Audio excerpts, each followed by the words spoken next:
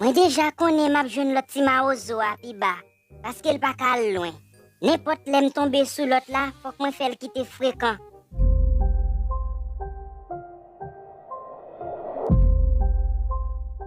Gardez côté me perdre aux amis mes amis. Oh, policier là touye ma kobi vrai. Ba mais c'est oublier bagay ça. Li gen tan mourir li pa ka revivre encore. Ba mal garder ça m'ka acheter pour manger matin là. Gardez gentil zoulit manque faire au tirem. Li vole sans goût moi et puis le faire au manque tirem. Ne boulem si depuis m'pa bon fia touye moi. Et ti garçon ça, la plaide parler devant yon boutique, li pa ka vinn faire me vendre yon bagay. Gardez j'ai yon machin sous mon messier.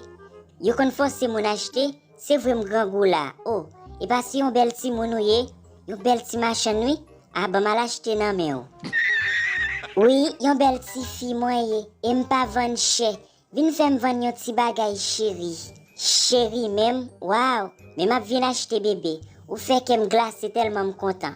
Ou fait m'envie acheter à tout ti kob ki nan même nan. Et puis même monnaie en tout, ou pas besoin remettre moi.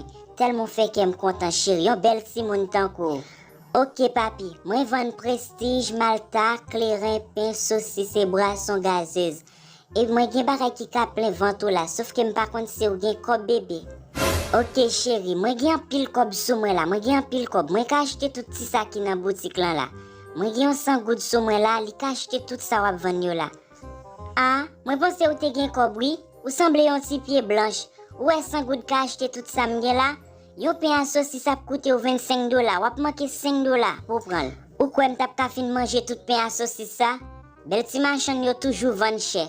Pour qui ça ou pas vendre à l'équin? Moi t'a acheté yon 50 goud à l'équin nan men. Ça ou pense ti chéri. Ma preme avec aussi ou bon pain à saucisse là pour 100 goud. Gardez bien. Ou t'a gen bel ti garçon nan men. Gardez bien chéri. C'est nègre kob moi reme. Si m'ta reme avec ou t'a fin voler tout ça m'gen dans boutique là. Depuis sous j'en figure fin tant que c'est moun qui gen semaine yo pas manger a. Ou tout semble moun qui a marché manger kay voisine. Gardez figure bien pour eux. Figure fin comme ça. Oh, à part de respecter machin, à part son petit machin fréquent ouye, ou ka gen beau ti garçon ça nan bourre tout, nèg senti bon tant koum, nèg qui gen pile kob tant koum, hein? C'est pas l'autre petit orequin qui t'a parlé mal là qui campé devant boutique ça là? Ah, c'est là la pas acheté. Moi pas le faire le suspend parler femme mal. Yo pas jamais pas faire fréquent à femme. Moi pas le faire respecter femme. Ou fait pas soit acheter encore. Moi pas de connait si ou t'es fréquent comme ça. Moi c'est moun moi fin acheter clairin en mer, l'aime fin sou et puis me battre sous lit encore. Si mon so garçon tant qu'on ka battre femme, gardez janvier. Mais grosse tête et puis gardez petit corps.